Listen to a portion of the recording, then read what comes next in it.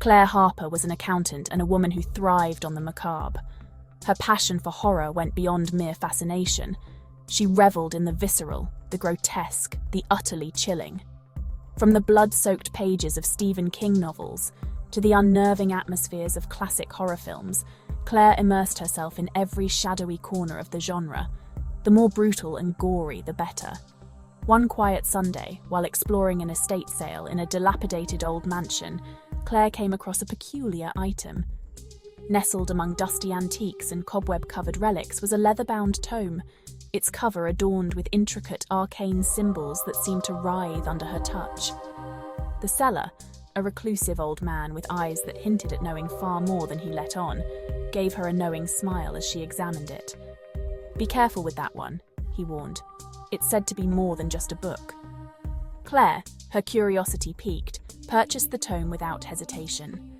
That night, she eagerly pried it open in her own home, a sprawling Victorian Gothic mansion she had recently bought. The house was a labyrinth of dark wood panelling, ornate wrought iron fixtures and flickering candlelight, perfect for someone with Claire's taste for the dramatic. As Claire began to read aloud one of the incantations from the book, a chill swept through her grand, shadow-filled home. The temperature dropped, and a low, guttural growl echoed through the darkened hallways. Claire's heart raced with exhilaration. The boundaries between fiction and reality were blurring, and she was right in the middle of it.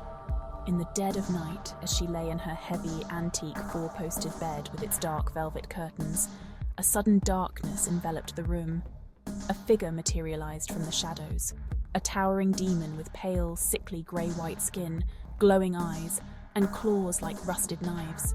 It stood in the corner of her room, watching her with an unsettling calmness. Claire's breath caught in her throat. This was no longer fiction. This was her new reality. The demon's eyes locked onto her, and a chilling, inhuman voice echoed through her mind. "Silly human, you summoned me and now you will play my game." Claire's fear was electric, and instead of freezing, she felt an adrenaline rush that was almost intoxicating. It was the ultimate horror experience, and she was about to live it.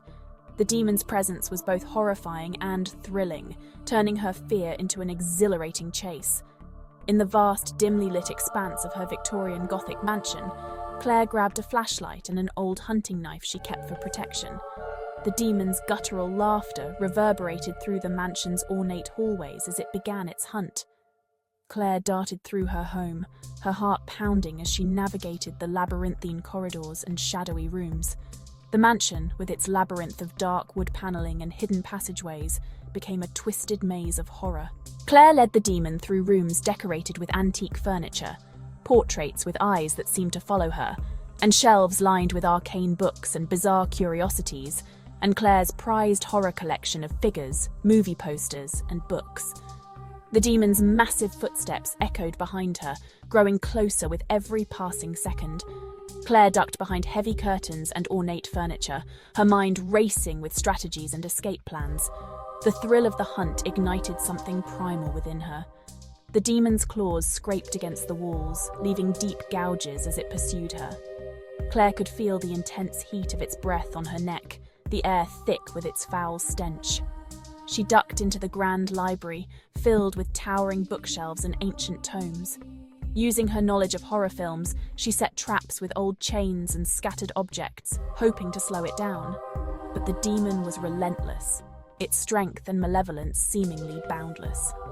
Finally, in a moment of sheer adrenaline and bravery, Claire found herself cornered in the mansion's eerie basement.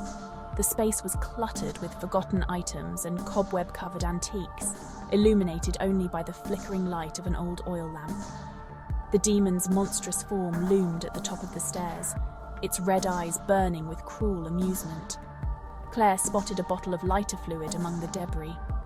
With a wild, determined look in her eyes, she doused the stairs, floor, and demon with the fluid. The demon's eyes widened with a mixture of rage and curiosity. Claire lit a match, tossing it onto the soaked area. Flames erupted, and the demon howled in fury, its form twisting and writhing as it burned and was forced to retreat from the fire's edge. Claire stumbled out of the basement, adrenaline surging through her veins, and the demon's enraged roars fading behind her. She fled the mansion and into the night, her heart still racing. The chase had ended, but the thrill of survival lingered. In the weeks that followed, the fire had done minimal damage. Claire never saw the demon again. She was haunted by the experience, but in a way that fueled her passion rather than extinguishing it. She knew that what she had experienced was a once-in-a-lifetime horror, an interaction that blurred the line between her darkest fantasies and reality. And though she had survived, she never stopped wondering if the demon would return to finish its game, or did he perish in flames? As she looked over her collection of horror memorabilia in the grand, shadowy rooms of her mansion, Claire knew that no story or film could ever compare to the real terror she had faced. The demon's game was over, but the thrill of that night was a dark and exhilarating mark on her soul, a reminder that in the world of horror, sometimes reality was far more terrifying than fiction.